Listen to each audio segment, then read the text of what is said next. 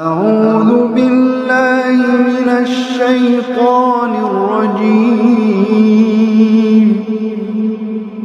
بسم الله الرحمن الرحيم Assalamualaikum warahmatullahi wabarakatuh. Ketika Nabi Musa alaihi salatu wassalam dipanggil oleh Allah untuk mendapatkan Taurat, maka yang memimpin Bani Israel ketika itu adalah abang beliau, namanya Harun. Harun itu bukan Nabi, tapi kemudian berkat doa Nabi Musa meminta kepada Allah agar dia diikut sertakan ketika berdakwah kepada Fir'aun, karena kecakapan bahasa Harun ini dibandingkan Musa yang pelat ketika itu, maka Allah subhanahu wa ta'ala mengangkat Harun sebagai Nabi. Lah Harun ini memimpin Bani Israel, dan Harun lebih lembut dibandingkan Musa, dan lebih dekat dengan Bani Israel dibandingkan Musa karena tutur katanya yang indah. Tetapi Harun tidak sekuat Nabi Musa. Harun lemah di hadapan kaumnya. Lah disitulah ada salah seorang tokoh Bani Israel namanya Samiri. Salah satu tokoh Bani Israel namanya Samiri. Dia memiliki hati yang busuk. Orang munafiknya lah di zaman itu. Kalau di zaman Nabi SAW ada orang namanya Abdullah bin Ubay bin Salul, tokoh munafik. Kalau di zaman Nabi Musa ada Samiri. Samiri inilah kemudian menyesatkan Bani Israel. Allah takdirkan Samiri ini melihat Jibril. Jadi ketika Jibril itu menenggelamkan Fir'aun, kemudian Jibril ini menunggang kuda, dan Samiri ditakdirkan melihat kudanya Jibril. Jadi ketika kuda itu kakinya menginjak tanah, maka bekas injakannya itu tumbuh-tumbuhan. Maka karena tahu itu adalah bekas pijakan kudanya Jibril, diambil tuh bekas pijakannya itu, dan itu menjadikan kebanggaan Samiri di hadapan Bani Israel. Karena kita tahu ikhwan, ketika Allah subhanahu wa ta'ala mempermisalkan kematian, Allah permisalkan seperti apa? Seperti kambing gibas. Ketika Allah subhanahu wa ta'ala memasukkan penduduk sorga ke dalam sorga, dan memasukkan penduduk neraka ke dalam neraka, kemudian Allah subhanahu wa ta'ala datangkan kematian dengan bentuk apa? Kambing wol. Kemudian Allah sembelih di antara sorga dan neraka, simbol dari tidak ada kematian lagi. Makanya Allah kemudian memerintahkan penyeru untuk menyeru kepada penduduk sorga, ya ahlal jannah khuludun la mauta lakum. Wahai ahli sorga, kalian kekal, tidak ada kematian bagi kalian. Wa ya ahlan nari khuludun la mauta lakum. Begitu juga kalian penduduk neraka, tidak ada kematian, kekal kalian dengan azab Allah subhanahu wa ta'ala. Kalau Allah mempermisalkan kematian dengan kambing gibas, maka Allah mempermisalkan kehidupan dengan faras, dengan kuda. Dan kuda itu ditunggangi Jibril. Makanya kalau kuda itu menempel di sebuah tempat di bumi, tumbuh tuh, hidup dia. Itulah yang dilihat Samiri. Karena Samiri itu orang yang pertama kali menyeberang bersama Musa, dia orang paling depan.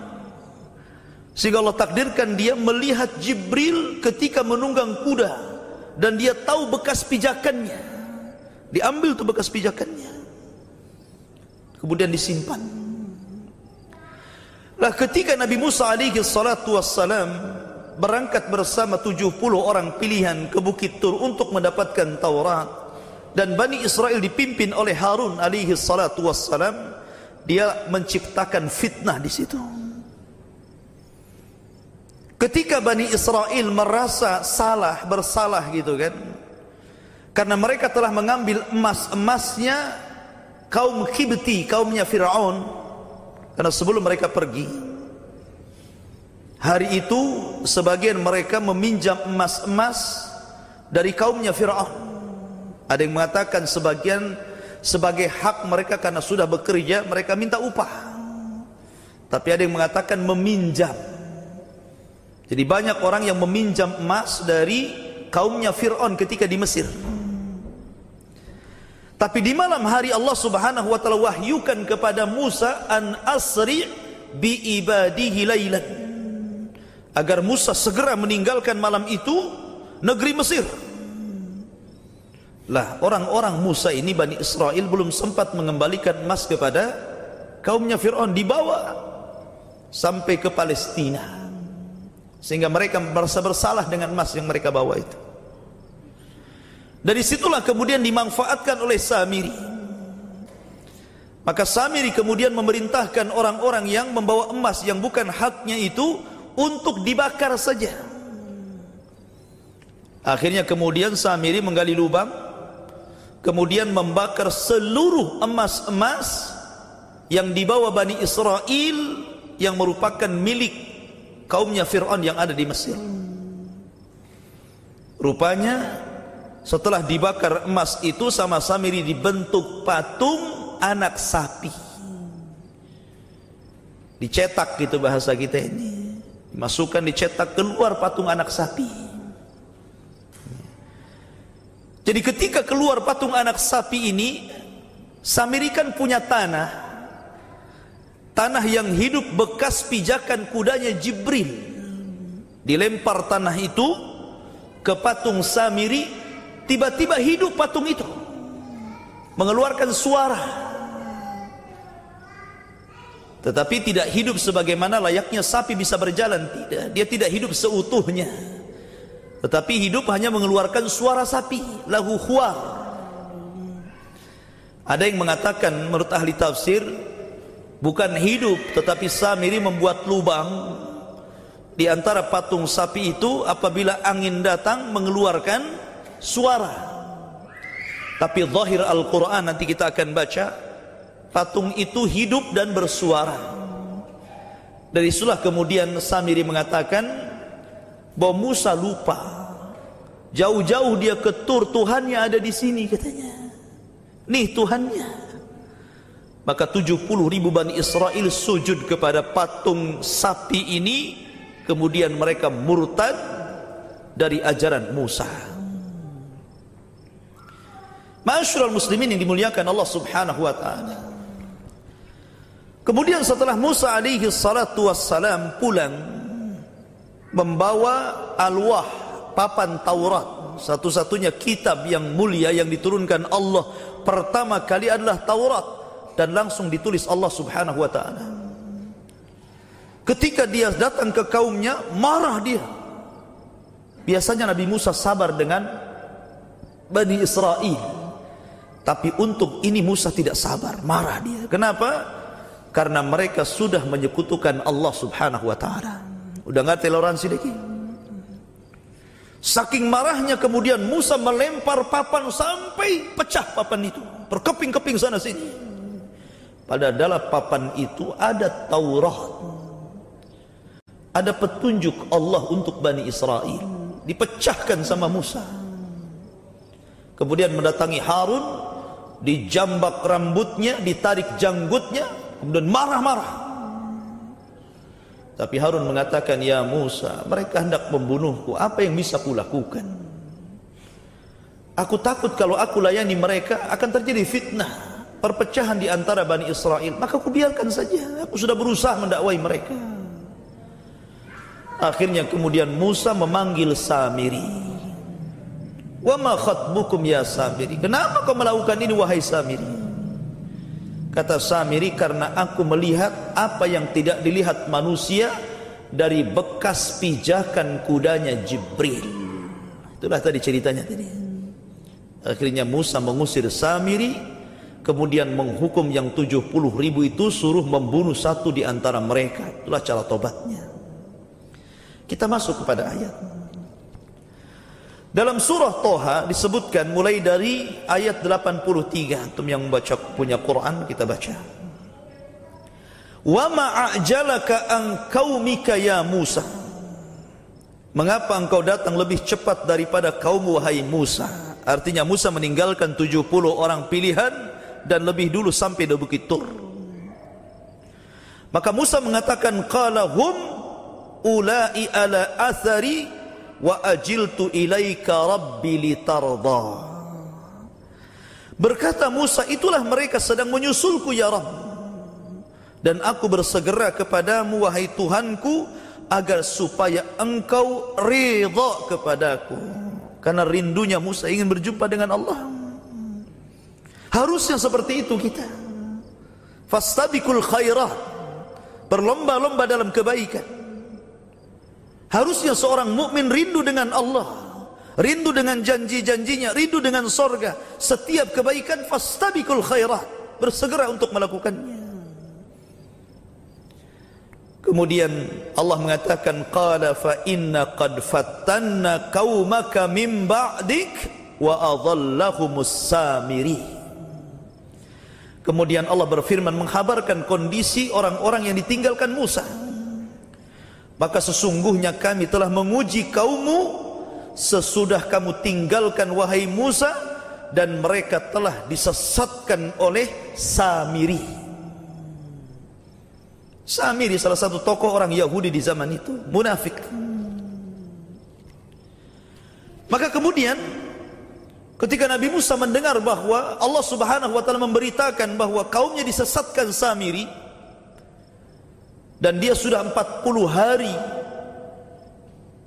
diturunkan Taurat kepadanya, maka dia segera pulang. Subhanallah ikhwan. Ditinggalkan 40 malam, 40 hari, sesat orang. Tapi di zaman sekarang tidak perlu 40 hari ya. Pagi mukmin, malam kafir. Malam mukmin, pagi kafir. Kata Nabi SAW, yusbihu mu'minun wa yumsi kafiran. Yusbihu mu'minan wa yumsi kafiran, wa yumsi mu'minan wa yusbihu kafiran, yabi'una dinahu bi aradin minad dunya, kata Rasul. Nanti di akhir zaman, kata Rasul, ada orang yang di pagi hari beriman, malamnya dia kafir. Malamnya beriman, paginya dia kafir, karena mereka menjual agama Allah dengan cara murah. Zaman sekarang kan mudah orang kafir itu, apalagi misionaris, memang gencar-gencar untuk memurtadkan orang dari Islam. Gara-gara sebungkus supermi dulu ada kisah orang bisa murtad kan, kalau ustadznya pabriknya lah ya. Jadi ada orang yang seperti itu. Ada orang menikah dengan orang Nasrani jadi Nasrani, gitu kan. Ada orang menikah dengan Hindu jadi Hindu dia, ngikut agama pasangannya. Ada orang yang kurang iman berselancar di web, masuk ke web-webnya orang-orang di luar agama Islam. Akhirnya rancau dengan syubhat, akhirnya diragu dengan Islam. Lihat Bani Israel, 40 hari ditinggalkan Musa bisa kafir. Maka Musa kembali kepada kaumnya. Faraja'a Musa ila qaumihi ghadbanan asifa. Maka Musa pulang kepada kaumnya marah dengan marah yang luar biasa. Qala, Musa mengatakan, ya qaumi, alam ya'idkum rabbukum wa'dan hasanah. Lihat bagaimana ibarah Al-Quran. Wahai kaumku, bukankah Tuhanmu telah menjanjikan kepadamu sesuatu janji yang baik? Bukankah sudah kukatakan aku hanya pergi 40 hari, nanti kubawa Taurat untuk kalian, nanti kubawa hidayah dari Allah untuk kalian. Itu janji Allah kepadaku. Kenapa kalian berpaling? Fatala alaikumul ahdu am aradtum an yahilla alaikum ghadabu min rabbikum fa akhlaftum maw'idi. Maka apakah terasa lama masa yang berlalu bagi kalian ini kan cuma 40 hari saja. Ataukah kamu menghendaki agar kemurkaan dari Tuhanmu menimpa kamu, lalu kamu melanggar perjanjianmu dengan diriku ini? Karena aku tinggalkan kalian gak lama, 40 hari masa lama. Masa dalam tempo 40 hari yang tadinya bertauhid kepada Allah, beriman kepada Allah, tiba-tiba menyembah patung sapi. Di mana akal kalian?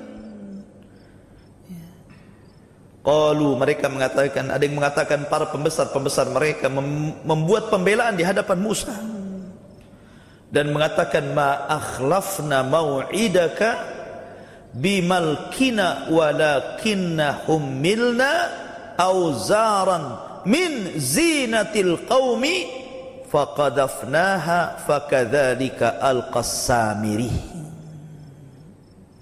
Mereka berkata, kami tidak pernah melanggar perjanjian wahai Musa. Ini pembelaan mereka di hadapan Musa.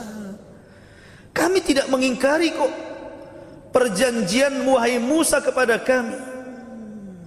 Tetapi kami disuruh membawa beban-beban dari perhiasan kaum itu, maka kami telah melemparkannya, dan demikian pula Samiri melemparkannya.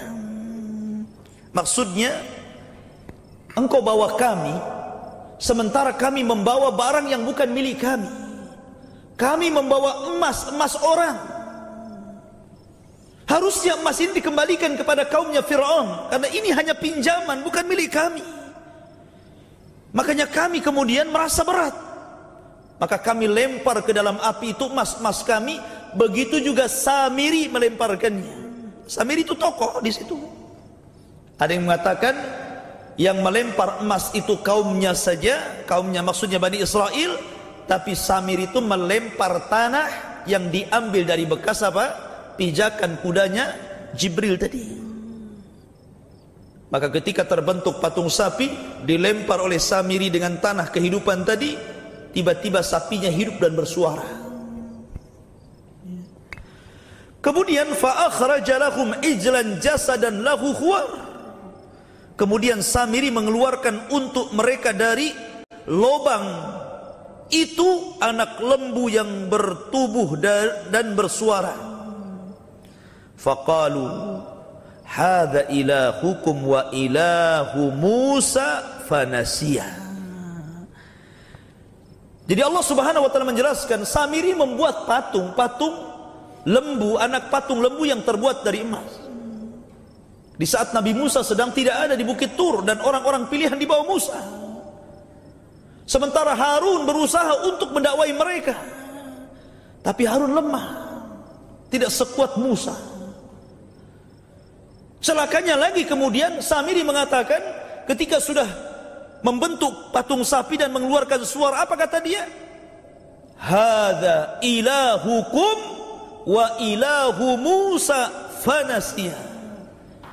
Ini patung Tuhan kamu, bahkan ini Tuhannya Musa. Musa lupa Tuhannya di sini, kok dia cari ke Bukit Tur gitu maksudnya. Lupa dia Tuhannya di sini, ngapain jauh-jauh ke Bukit Tur cari Tuhan? Lihat fitnahnya siapa? Samiri. Maka yang terkadang itu ada orang menjadi pemimpin kejahatan, tapi ada orang menjadi pemimpin kebaikan. Samiri ini pemimpin kejahatan. Maka kalau antum di masyarakat, jadilah pemimpin kebaikan. Jangan seperti mental Samiri, buat rusak di masyarakat, akhirnya diikuti orang banyak. Jangan. Karena ada orang yang seperti itu, ikhwan, hidup di masyarakat, dia menelurkan ide-ide itu bukan bermanfaat untuk agama dan akhiratnya, hanya untuk main-main saja. Mungkin dia kumpulkan warga, buat permainan entah apa gitu kan, buat konser sana, buat judi sini gitu kan. Disenangkan masyarakat dengan perkara-perkara yang tidak ada faedahnya.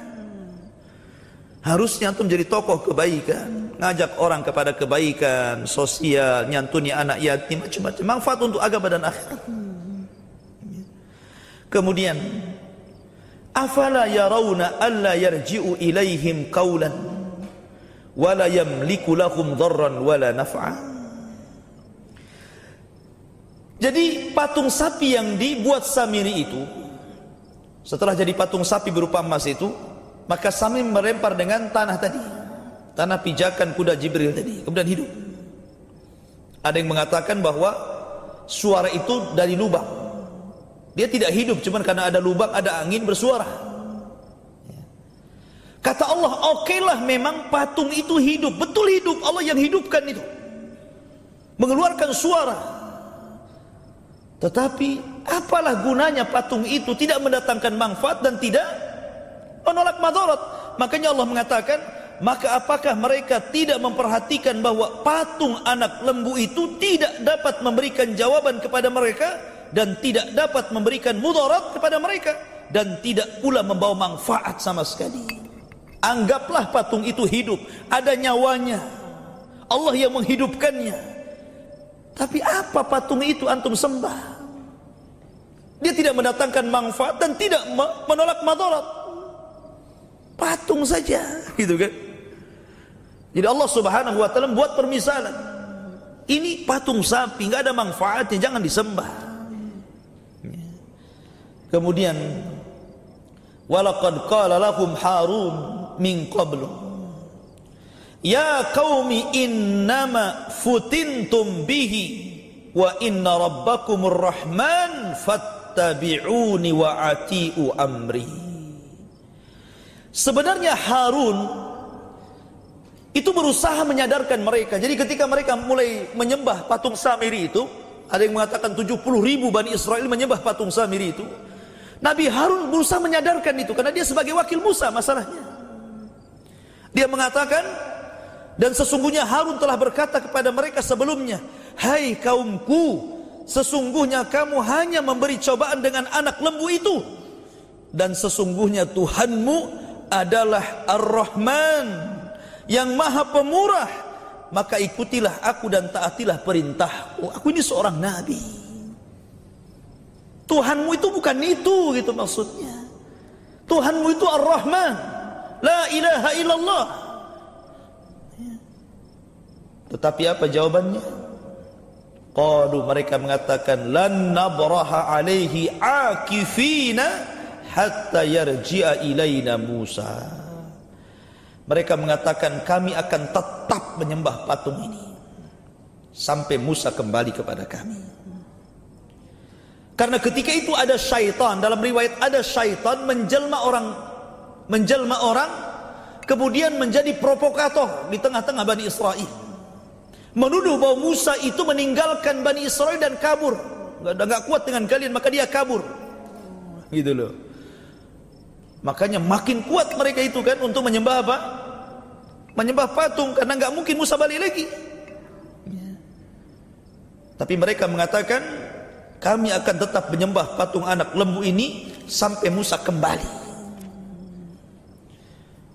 Bahkan Harun mengatakan ketika itu berusaha kan supaya kembali mendakwahkan tauhid, kembali kepada Allah.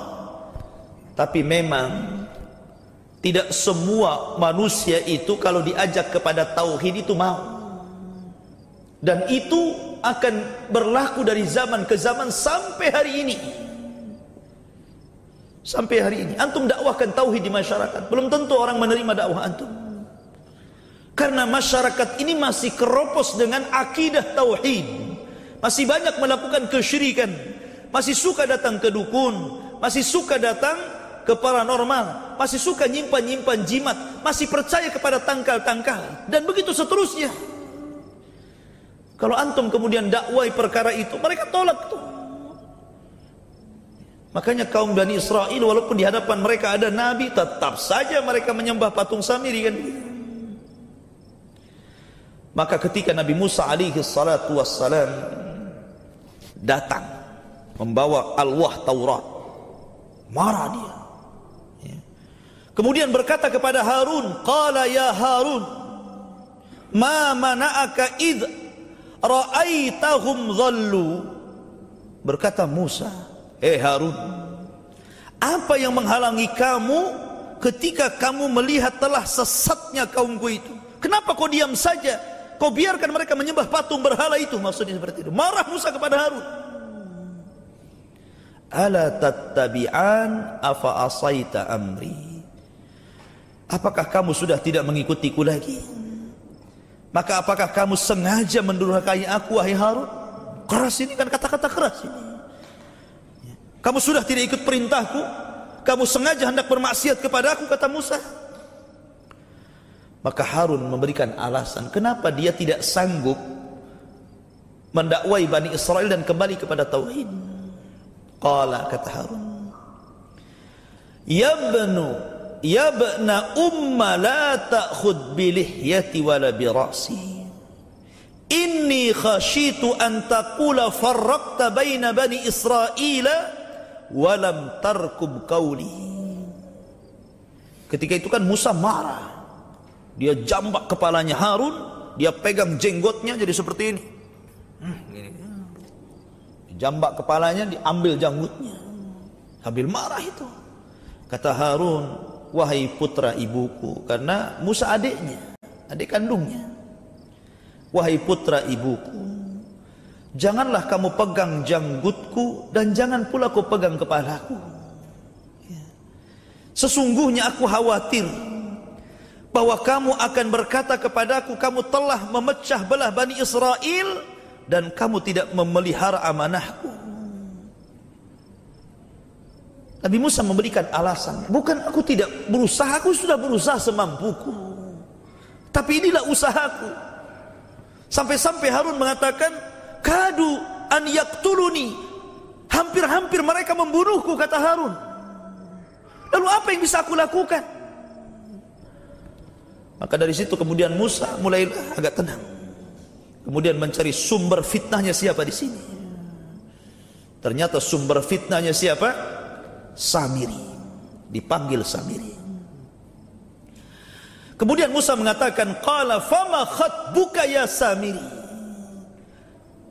Samiri, apa yang mendorongmu untuk melakukan seperti ini? Kenapa kau buat patung sapi dan mengajak orang menyembah patung sapimu itu? Apa maksudmu? Apa tujuanmu? Jawab. Ya. Maka ini alasan Samiri. Qala basartu bima lam yabsuru bih faqabadtu qabdatan min atharir rasul fanabadtuha wa kadzalika sawwalat li nafsi. Samiri menjawab, aku mengetahui sesuatu yang mereka tidak mengetahuinya, wahai Musa. Maka aku ambil segenggam dari jejak Rasul, jejak utusan, maksudnya Jibril. Lalu aku melemparkannya dan demikianlah nafsuku memujukku untuk itu. Samiri mengakui ini apa namanya? Kesesatan dia kan? Hawa nafsu dia yang memujuk dia. Tapi memang Allah Subhanahu wa taala sengaja membuat Samiri menjadi fitnah bagi Bani Israel. Sebagaimana Allah Subhanahu wa taala ciptakan Fir'aun, ciptakan Namrud, ciptakan Abu Lahab, ciptakan Abu Jahal, ciptakan syaitan, itu semua untuk ikhtibar, fitnah kepada manusia. Karena fitnah itu terkadang kebaikan. Wa nablukum bisyarri wal khairi fitnah, dan kami uji kalian dengan yang buruk dan yang baik sebagai fitnah, ujian bagi kalian, kata Allah. Allah ketika menciptakan Fir'aun, Namrud, Abu Lahab, syaitan, bukan tidak ada faedah di situ, ada. Karena Allah tidak menciptakan makhluk sia-sia. Kalau bukan karena orang-orang jahat, tidak ada surga dan neraka. Di sini ikhwatu fillah dimuliakan, Allah beri uji dengan Samiri, kaumnya Nabi Musa. Sebagaimana Nabi SAW diuji oleh siapa? Oleh Abdullah bin Ubay bin Salul. Diuji oleh orang ini. Selalu membuat keributan di zaman Rasul. Bahkan terkadang fitnahnya Abdullah bin Ubay bin Salul sampai kepada keluarga Nabi. Ketika Aisyah radhiyallahu anha buang hajat di tengah padang pasir, kemudian ketinggalan pasukan. Rupanya Aisyah radhiyallahu anha wanita cerdas, dia tidak meninggalkan tempat itu. Datang seorang sahabat bernama Safwan ibn Mu'attil ad-Dakwani, ditolong sama dia, kemudian dibawa dan dikembalikan kepada pasukan. Dilihatnya Abdullah bin Ubay bin Salul, ini kesempatan untuk menyakiti Nabi. Difitnahnya Aisyah berzina dengan Safwan ibn Mu'attil ad-Dakwan, tersebar kemana-mana sampai Rasul sakit, Aisyah sakit, dibuat stres sama siapa? Abdullah bin Ubay bin Salul. Lah, kalau di zaman Bani Israel oleh si Samir ini, dari sini menunjukkan bahwa di tengah-tengah orang yang baik pasti ada orang jahat. Di mana saja pasti ada orang jahat. Antum bekerja di perusahaan pasti ada yang hasad sama antum. Antum bekerja di pasar ada juga di situ yang hasad sama antum. Antar ustadz pun ada yang hasad, saling menjatuhkan satu dengan yang lainnya. Antar pengusaha juga sama. Di mana ada orang baik, ada orang jahat di situ. Kemudian Nabi Musa mengatakan, qala fadhhab fa inna laka fil hayati an taqula la misasa wa inna laka mau'idan lan tukhlafahu.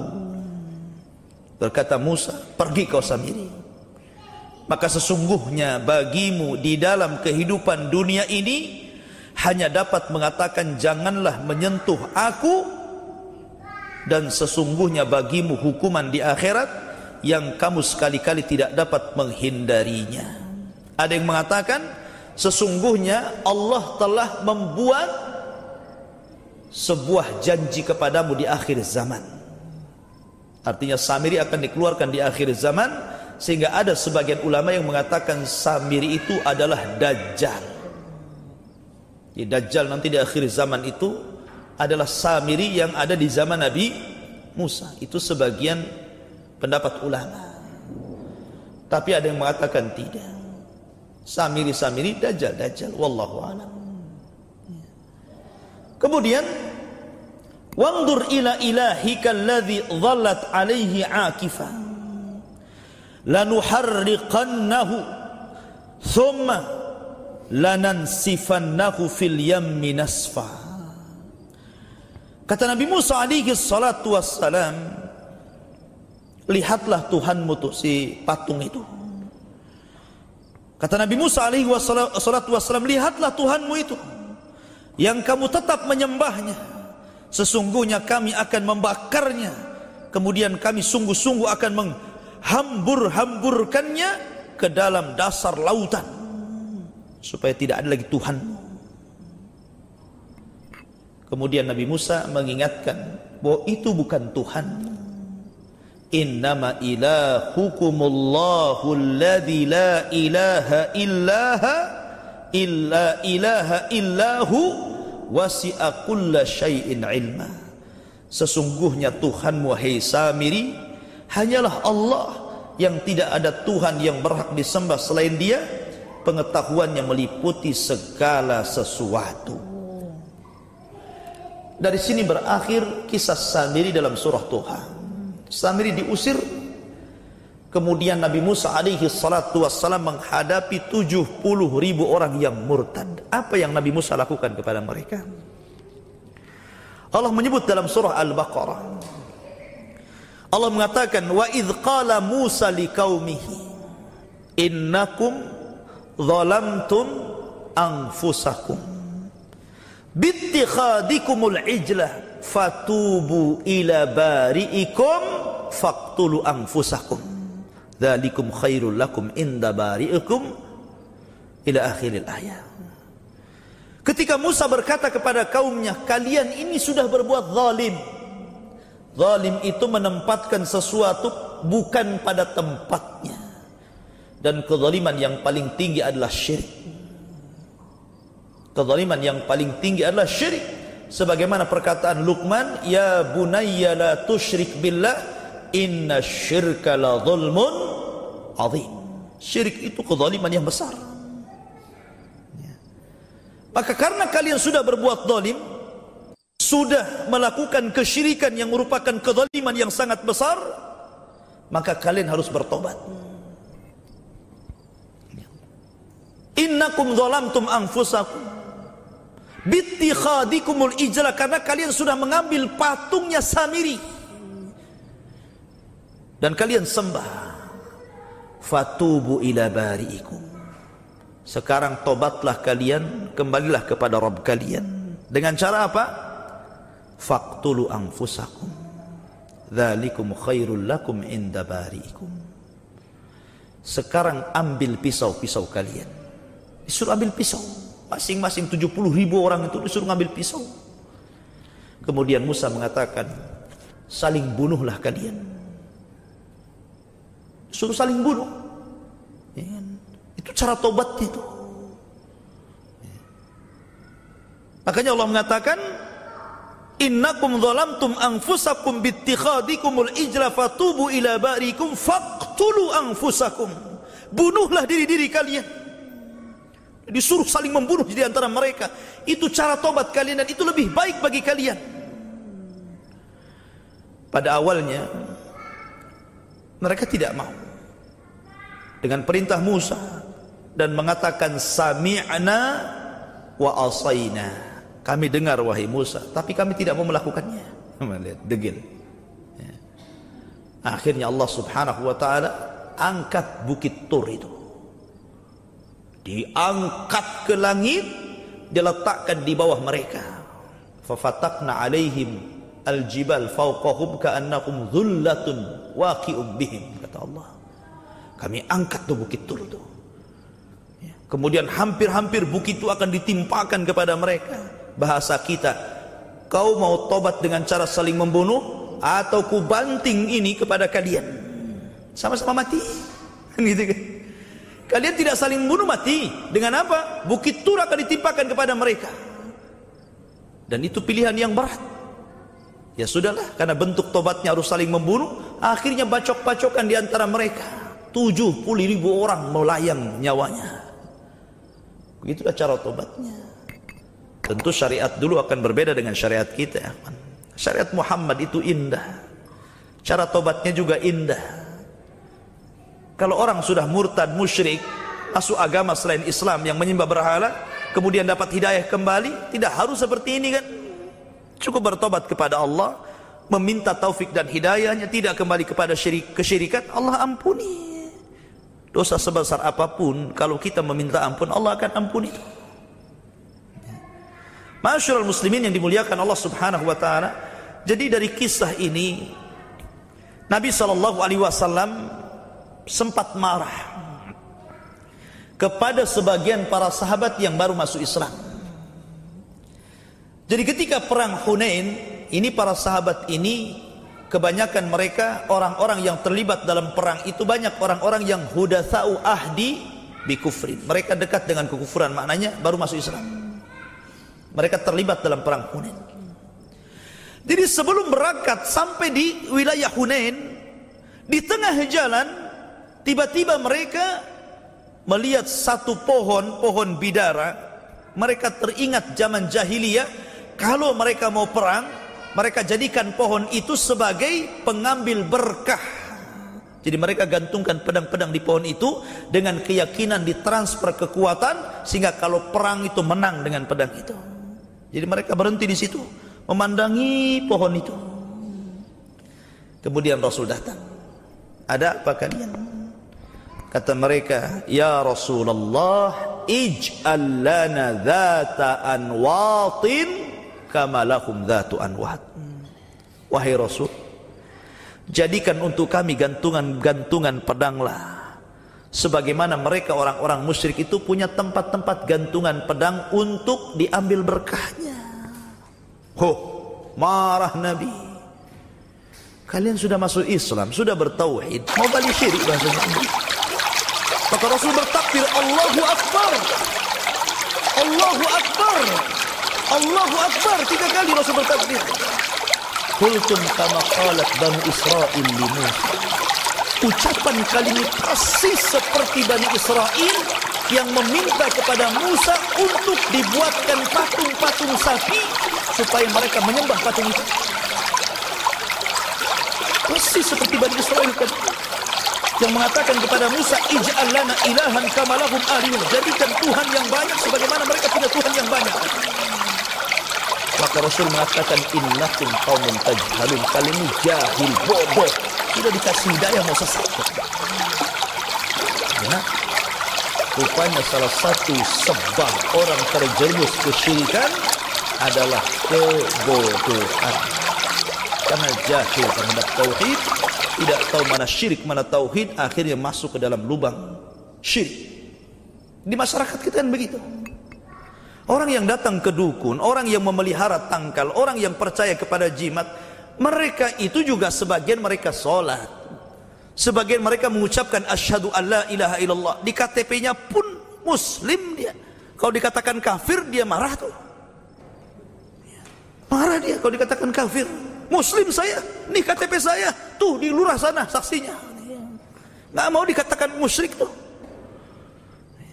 Tapi perbuatannya musyrik, masih nyimpan jimat, masih suka nyusuk gitu kan. Masih juga datang ke dukun, masih percaya dengan tangkal-tangkal gitu kan. Harusnya KTP-nya diganti agama musyrik kan begitu. Nah, ikhwat fillah muliakan Allah Subhanahu wa taala. Maka Rasul mengisyaratkan kisah ini kepada kisah siapa? Bani Israel dengan Samiri. Ketika mereka diselamatkan dari kejaran Fir'aun, lewat dalam satu kampung ada orang nyembah sapi. Karena di Mesir itu sapi sangat dimuliakan. Makanya banyak patung sapi di sana. Maka ketika kemudian mereka melihat ada orang nyembah patung sapi, mereka mengatakan, ij'al lana ilahan kama lahum alihah. Ya Musa, jadikan sesembahan sebagaimana mereka itu nyembah sapi itu. Jadikan untuk kami juga sapi, katanya. Makanya antum lihat di India itu, sapi itu dimuliakan. Jadi kalau sapi itu keluar, masuk ke pasar, makan pisang, makan, dibiarkan. Jangan diganggu, Tuhan lagi makan, katanya. Ya. Dimuliakan sama mereka. Kalau di negeri kita ada juga di Jawa ya. Ya. Namanya Kiai Selamat. Itu kalau Asyura keluar, sampai banyak orang Islam tabarruk di situ, sampai kekotorannya diambil, kemudian dilap-lap di kedai mereka biar laku, gitu kan. Malah orang jijik malah nggak laku ya. Tapi kan keyakinannya seperti itu. Jadi ada manusia itu yang di bawah binatang, ada manusia di atas malaikat. Masyaallah muslimin yang dimuliakan Allah Subhanahu.